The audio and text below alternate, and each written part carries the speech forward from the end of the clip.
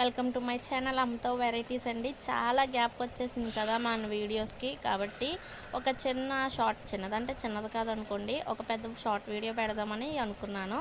ఇప్పుడు గుత్తి కాకరకాయ రెసిపీ అనేది మీకు షేర్ చేస్తానండి. దానికి వచ్చేసి తర్వాత కాకరకాయలు బాగా క్లీన్ చేసుకొని ఇలా మిడిల్కి కట్ చేసి పెట్టుకోవాలి. ఇది మా ఆంటీ రెసిపీ అండి. ఈ రెసిపీ అనేది మా ఆంటీ షేర్ చేశారు నాకు.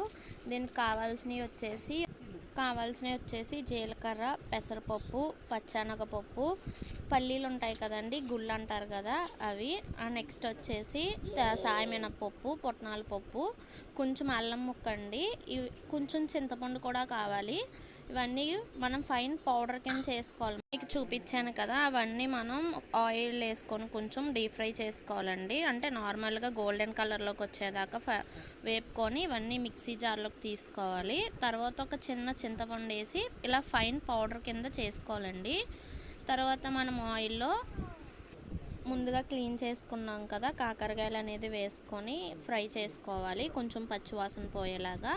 తర్వాత మనం ఫైన్గా పౌడర్ చేసుకున్నాం కదా, అదే జీలకర్ర, పుట్నాల పప్పు, ఆ పౌడర్ అనేది వేసి పచ్చివాసన పోయేంత వరకు ఇలా దగ్గరగా కలుపుకోవాలండి. బాగా దగ్గరికి అయిపోయిన తర్వాత మనకి సరిపడినంత కారం అండ్ సాల్ట్ వేసి బాగా ఫ్రై చేసుకోవాలి. ఇలా బాగా ఫ్రై చేసుకోవడం వల్ల మనకి కాకరకాయ అనేది చేదు తెలియదండి. కాబట్టి మనము పిల్లలకైనా ఈజీగా ఫీడ్ చేయొచ్చు. ఇది అనేది చాలా టేస్టీగా ఉంటుందండి. ఫ్రై అంటే కర్రీ కన్నా ఇలా ఫ్రై చేసుకుంటేనే బాగుంటుంది. ఒకసారి మీరు కూడా ట్రై చేసి ఎలా ఉందో కామెంట్ చేయండి. మీకు ఈ వీడియో నచ్చినట్టయితే like and share and comment చేయండి. Thank you for watching.